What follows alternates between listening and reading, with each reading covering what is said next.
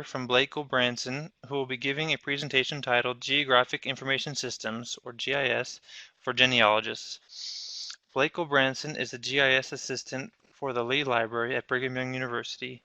He graduated in 2014 from BYU with a bachelor's degree in geography with an emphasis on geographic information systems. He regularly uses spatial data, aerial imagery, and maps to support the campus community's research and scholarly endeavors. In his current position, he manages the library's Geospatial Services and Training Center, where patrons can get assistance using geospatial technology, including GIS. So we'll just turn the screen over to Blake right now, and he will take it away for us.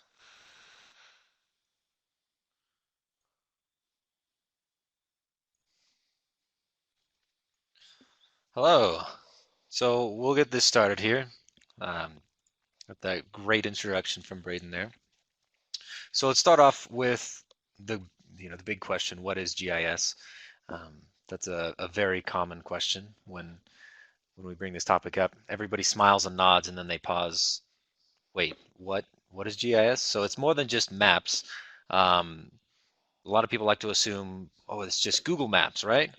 It's a lot more than that even. So it's a Geographic Information System, so which is a software for displaying and manipulating geographic or spatial data. Spatial meaning, it's got space, it has a location. So it belongs to the family of geospatial technology, all the technology um, that deals with location and space, everything on the earth and around it. So in a GIS, we layer data on top of more data to get insight. So you can look at the image here. You can see everything's layered just like a cake. If you put them all on top of each other, you'll be able to begin to see patterns that, customers are located by streets, and the streets are going around parcels and things like that you can see on the image. So that's basic idea with the GIS, just a way to handle location-based data. So now we'll talk about what GIS can do for you as a genealogist.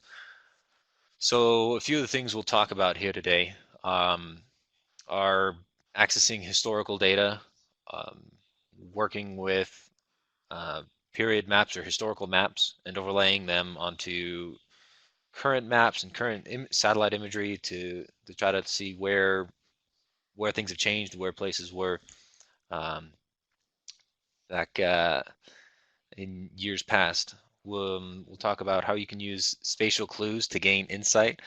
Um, location might provide you some more information than just looking at a record. And then we'll talk about some online tools to share your research and some other great web tools that are available for you. So when we talk about historical data, there's a whole lot of out there, as you probably know and have worked with.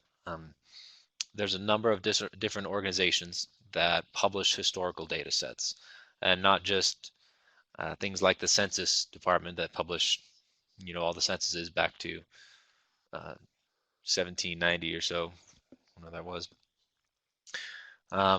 There's a number of other historical organizations that provide data. The American Association of Geographers has a great list of historical data, and you can pull in things such as historic boundaries, roads, railroads, census data, and more. So in the example here on the right, I've just got census data from 1790 mapped out, where high populations have a darker shade of green. And what's nice in a GIS, you can see in the table there that each line on the table is a record. Each one is one a state. You'll see it corresponds to Rhode Island, Maryland, Georgia. And so with the actual shape of Georgia, you can see it's different. It's changed since then. But we don't have just the shape of data. That has data, the state of Georgia has data attached to it. And that data is going to be the name and the area and the population in this data set. So we can have all kinds of data that we'll be able to pull into a GIS. So we can also do work with township and range grids. We've got an example right here. You can see how we've got, this is in Salt Lake. Um, we've overlaid um, township and range grid onto current maps so that you can easily locate where things are at, and it's searchable as well, so you can go through and take a look at that. You can also do meets and bounds measurements to try to plot out where your ancestors' land was, or what plot of land there was if you've got the long form meets and bound location. You might be familiar also with the USGS GNIS, the Geographic Names Information System. That's like the gazetteer behind all of the USGS topo maps. Those are available in the GIS system as well. We can use it as an interactive map to look at those data sets um, or look at those place names and filter them out rather than just trying to look them up in a gazetteer. Um, we can look at them in our GIS system there. So talk about why we would use GIS and why use map data in your research. So the first thing, spatial clues. Um, Location-based clues could give you valuable insight to your research. You read an article recently about a genealogist who was trying to locate his family's farm, and they had a general idea based on the description of the area, but the generally accepted location for the farm didn't make sense because it was on the side of a steep hill. So he was able to pull in some spatial data here and look at some of the descriptions of the land that that he had records of. He was able to find the different spot um, and actually locate the actual location of the farm that his ancestors had settled. Um, you can see how terrain influences travel and settlement. You can pull in elevation data sets. You can see in the picture on the right how we've got that model of a landform with some terrain there. Um, Looking at how the terrain is formed and how it's shaped is going to give you clues as to where people traveled and where they settled. They're not going to go straight up a canyon wall, for example. They might have gone around or just stayed down or found another way. Being able to look at these elevation data sets in a GIS gives you more information to make informed decisions. Another great tool inside of GIS is what we call a viewshed analysis. And you'll be able to plot a point um, on the map and see what's visible from that point. So if you're trying to see, if you've got a record from so and so's diary, in the 1770, and they said, I could look out my front door and I could see the Chesapeake Bay, or I could see this river or this mountain or something. Um, you could do the research here in the GIS to find out, you know, where are the points that you can actually see that from. Um, if you've got a general idea, you could like plot that point on the map and take a look, and it'll highlight in like in red in this picture there. It'll highlight, what areas are visible from that point. You might find out that, oh, I thought this was his house, but it turns out from his house you can't actually see the Chesapeake Bay, so maybe that's not it. I need to do some more research and figure out where that house actually is. Um, Also with your data sets, you can do a number of different types of querying or searching and filtering to pull out extraneous info, because a lot of times you'll find a data set and it'll be too much for you to handle. It'd be like getting an entire census book and pulling it out of the computer. You only are interested in a couple of names in there. But in a GIS, we can do queries based on the data itself, find me data sets that are between this year and this year, or we can do a spatial query where I only want information from, Cuyahoga County or something. and we can really make it a lot easier to search through and to filter through your data. So we'll go in and talk about now about how we can use physical maps. If you've got an old historical map, a period map with you, we can bring that in and overlay that on top of some current data, some current map or current satellite imagery. So that map first needs to be scanned, which we can do here in the Lee Library at the Science and Maps Help Desk. They have a large format scanner, so you can take a large map and just scan it in, and we'll be able to get a digital copy of it that we can begin to work with from there. There's also a lot of maps online that have already been scanned in. The BYU has a great collection on Internet Archive you can access from the library's website of all the maps that they've scanned and uploaded online. The Library of Congress has a great database of maps, old maps online, the David Rumsey Historical Map Collection. If you go onto the Lee Library website and look at the Maps, Atlases, and Gazetteers subject guide, you can find a great list of different places online where you could find historical maps that you can work with. So once you get it into a digital copy, I pulled a map here from the Library of Congress from the Sanborn Map Collection. You may be familiar with these very highly detailed fire insurance maps from the late 1800s and early 1900s. They have the streets and buildings and everything drawn out and labeled, and some really great detail here. So I pulled one off from their website here from a neighborhood in Cumberland, Maryland, back from 1887. And here I've got it overlaid on top of a current map. And we'll explore this a little later when we open up our software and start playing around with it. But you can see I've got it overlaid on top of just a street map where you can see that the points line up. You can see right there the roads line up and all that, and see where the train tracks used to go. We can take an older map and lay it out like that so you can get an idea of where it's supposed to be, in relation to today if you're looking for a certain point. And we can get a number of different base maps to help you locate the map as well.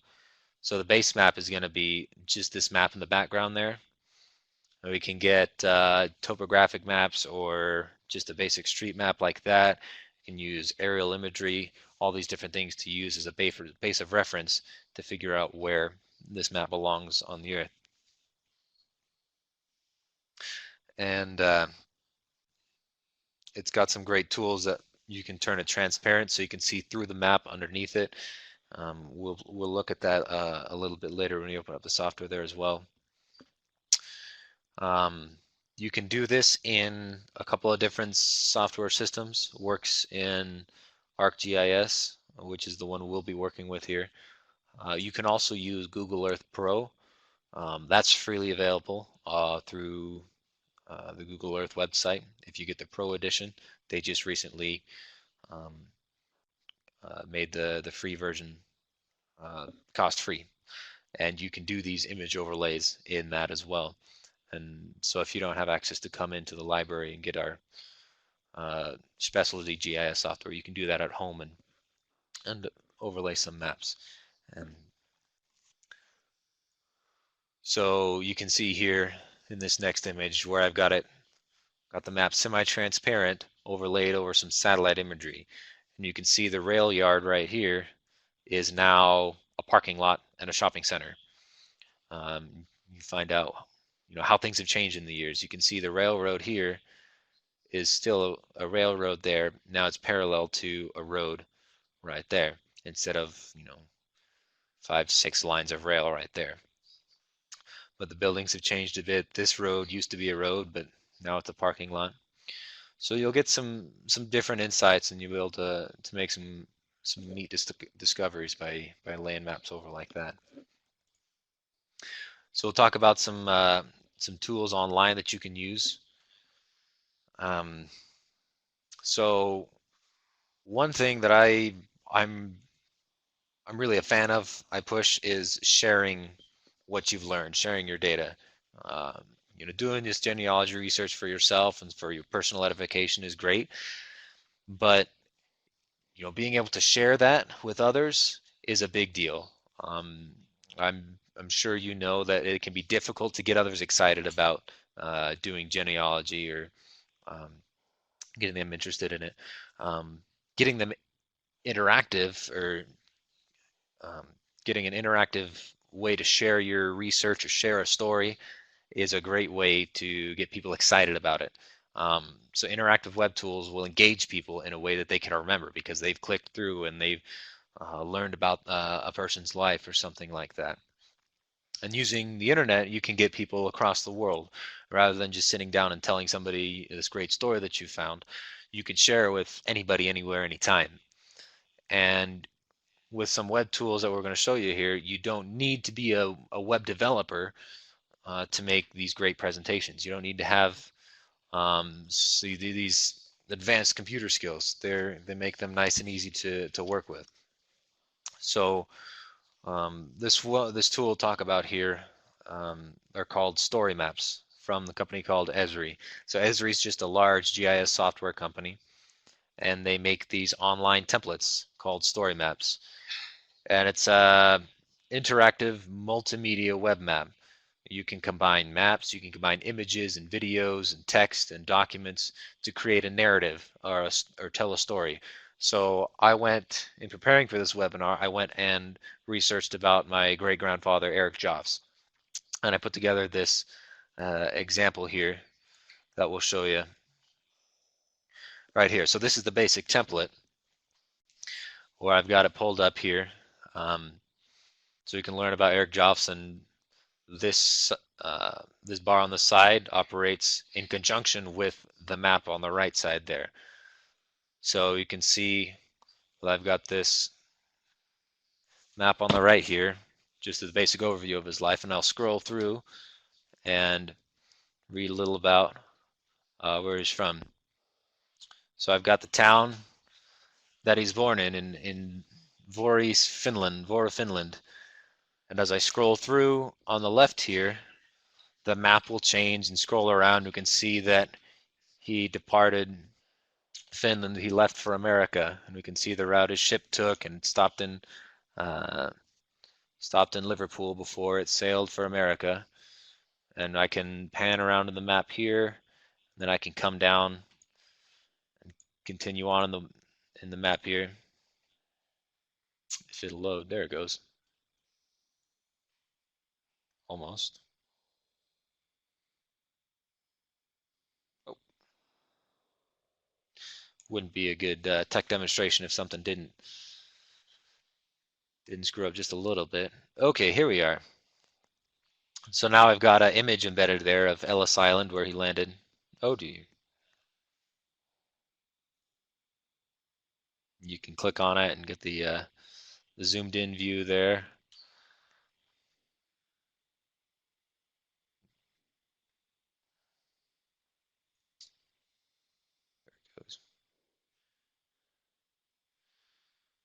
Um, sorry, it's just taking a little while to load there. So you can continue to scroll through and show pictures about his life and see now he's moved to Park City at this point. There's a nice picture of the mines there. And then what makes it really neat is what takes it to the next level is you can pull in original documents here. So my great grandfather was drafted in World War One, and this is his draft card right here, his registration card, which I was able to find doing my research here. So that's really neat to show some of the research that you've done and to really make this kind of stand out. So you can see we keep going through all these places that he's been, the things that he's done. Here's another original source document that really kind of makes this map really personal. I've got his original petition for naturalization here. Um, so with this form, he's able to become a citizen of the United States, which is really neat. So you can go scroll through and show whatever you want, just showing a narrative of somebody's life, which is a really great way to get people involved in your research. and you can share it with your family that's, there in the living room with you or across the country. So let's come back here to our PowerPoint, and so we'll just wrap up the PowerPoint here, and then I'll go into the software, and we'll show you a couple of neat things there and some other online tools. Um, but so just doing that online story map there made some really cool discoveries. Like for example, as I was poking around trying to find these things, both Ancestry.com and Family Search had the wrong location for my great grandparents' wedding. They both listed that as Anacortes, Washington, but it turns out, they're actually married in Clatsop County, Oregon. I found their names on the record there, so I was able to correct that just by trying to put together this neat little presentation. So it's a way not only for you to share what you have learned with others, but it's a great way to invite others to learn. You can have, if you're organizing an activity for like a youth group, for example, you can have them put together a little presentation on somebody in their family tree, and they would learn these neat little things like that, like I did. It's a great way to get them involved, and it's not a difficult process at all. It's got the template all made up and ready to go. All you need to do is plug in the information and load in the pictures and show the map where to zoom into. So here's just a quick wrap up of things from our slides here, just so you can use for your own thoughts. And then we're going to talk about some of these links on the right here, some of these online tools that you can use. Before we go there, let's open up the GIS first. And I'll show you, this is ArcGIS, which is a GIS system that we have here at BYU in the Lee Library. It's an advanced GIS system that is very powerful, has a lot of tools. So here's that Cumberland map that I showed you before. And I can turn on the base map of just a basic street map, and we'll let it think for a second as it loads. There it goes. And so now you can see I've got the area map, and I can see exactly where that map takes place today. And I can use this really neat tool, the image slider, and really peel it away and look and see what's underneath it. I can zoom in and say, oh, where is that building at?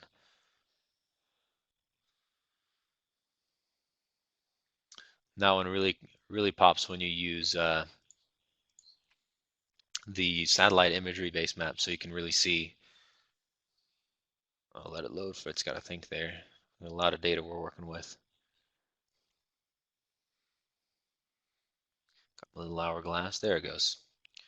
So I can grab that and kind of peel off to the side and say, oh, that's where it's at now. Okay. I'm going to get some really interesting insight.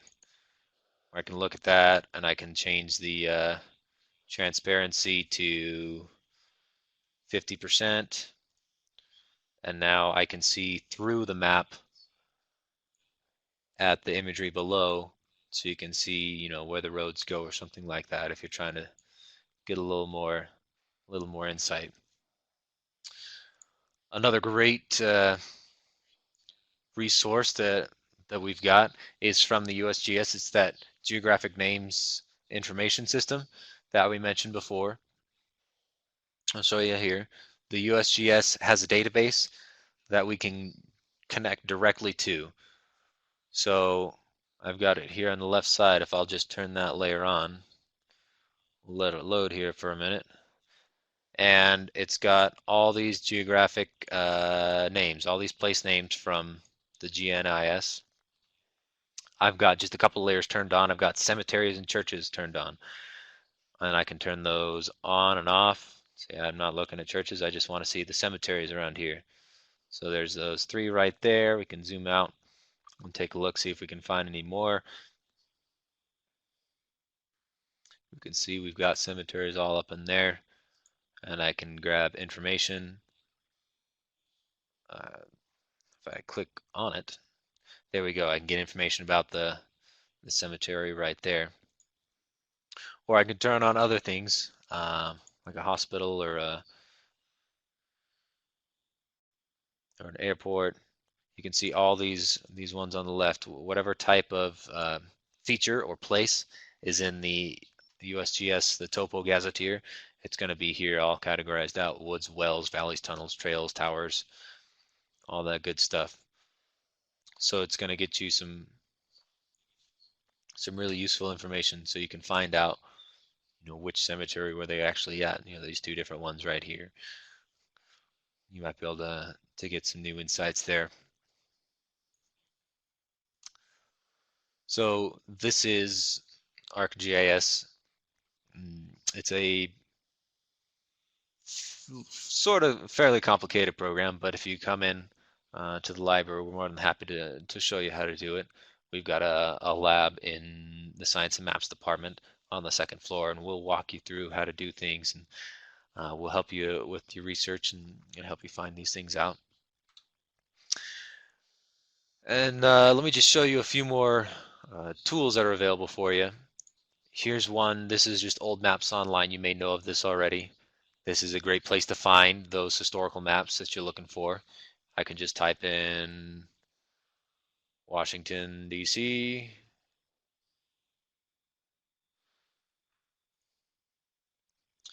Zoom in there, and I've got all these historical maps from 1792, for example.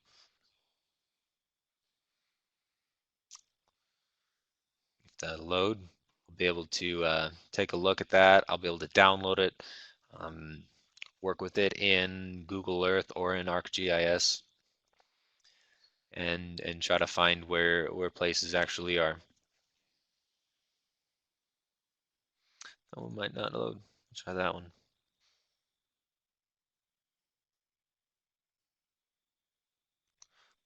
Well, I guess we got a slow internet connection. That'll happen. But this is a great resource, openmapsonline.org. You can just poke through and take a look at that. This public profiler is a great one as well. You can access on at home anytime. worldnames.publicprofiler.org. You can just put in your last name there. So let's say I'm interested in Gulbransen there. Put in your email. I'm going to put in my email. And, oh, I should probably type it in, right? And then we'll search, and then it'll look up the surname and tell you where that's commonly found. So my family comes from Norway here, and we click on that and let it load and zoom in. It'll bring up the map of Europe here, and I can see all these counties, subdistricts, parishes, whatever the country's got, where that name is frequently found. So you can see where my family comes from, which is really interesting. The Lee Library, if you're going to be on campus, also has a great tool you might know about already. We'll just take a look at it. You can come right here to History Geo, or if you search from the front page. This is a great web map where you can find the first landowner for a number of different states. They're working on how many they've got. They've got 29 right now. It's a continuing project. But if I search Gulbransen now on their map, I can see you're in South Dakota, right there. This plot of land was first owned by Eric Gulbransen in 1889. So this is also a print resource we've got available in the library as well. All these historical plots and county records. This is a great one that you can click through and browse through. very easily and find, where exactly these things are at. And it's got your latitude and your longitude. And you can view it in Google Maps, or you can view the source document from the BLM for the actual the deeding of the land and township and range, which one that is, and everything. So that's a great way to find where they were at if they were the first landowner. It's a good resource. The USGS also has all their historical maps published online. So this is the USGS topo view.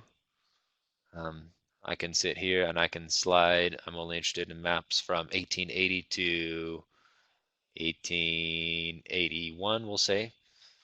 We'll filter out maps, and you can see which map scales are available at that time. Let's see. 0, 0. Looks like they don't have anything from that time. Maybe we should be a little more generous. 1911. There we go.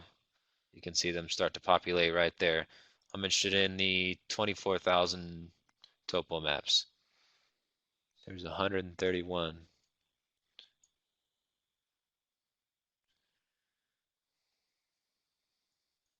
There's one. So here down in Mississippi, you can see the old topo map there.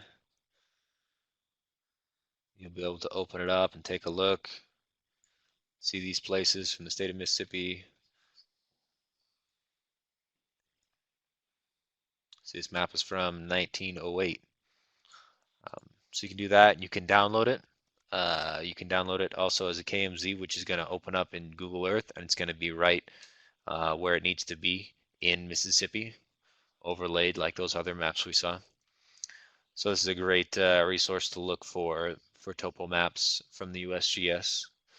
They're scarce depending on the scale and the size and the date you look at here, because the mapping of the US took a few years. And then let me just show you where you can find more maps online. If you come to lib.byu.edu, click on research guides there.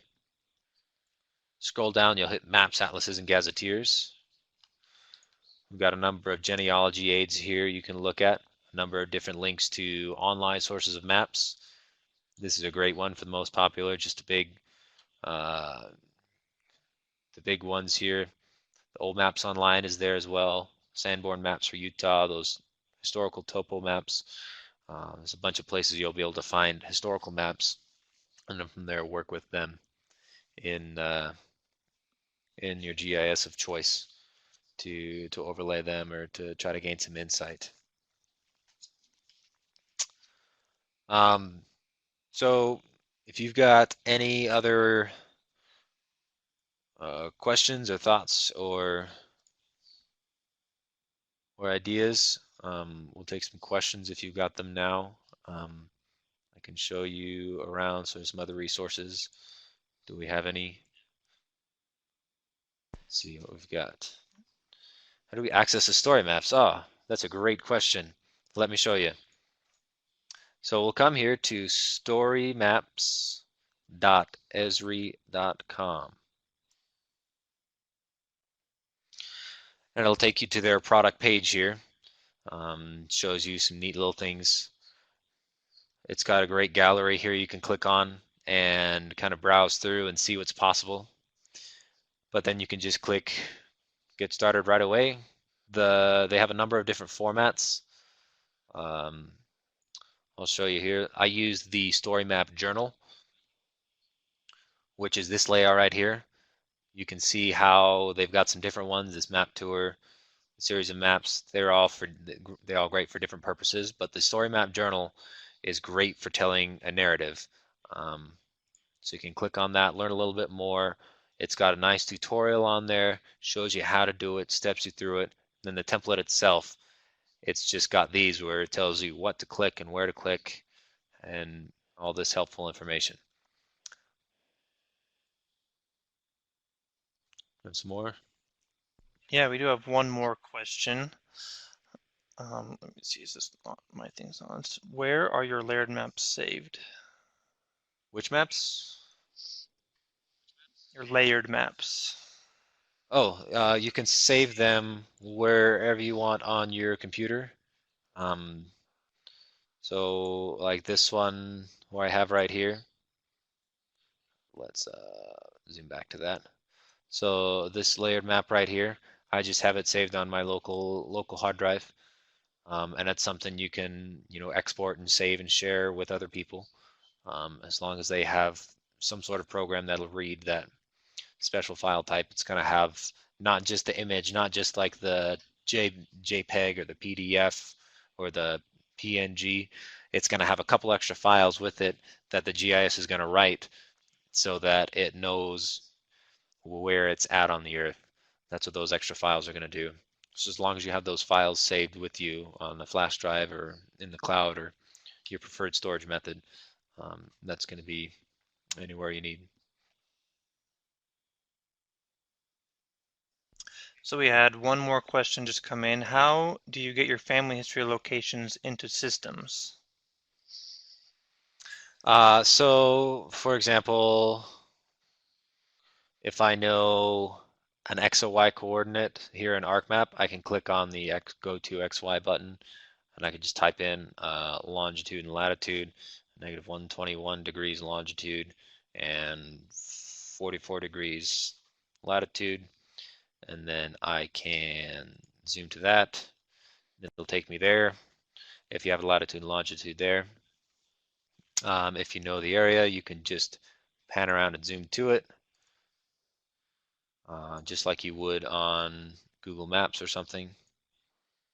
You can pan around and zoom to it, and then from there you would bring in data that you've downloaded online, or right here if we've got our data from the USGS from that GNIS with the place names and everything. You can see if they've got anything labeled there.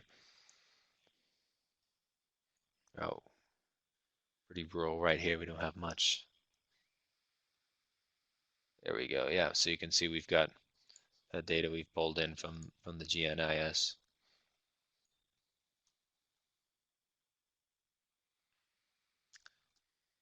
Does that make sense? I hope that answers your question there.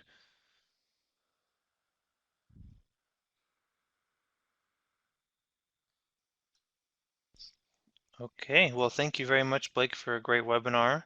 We'll have this presentation also um, available online for review afterwards, and in the coming days, we'll have it posted on YouTube as well.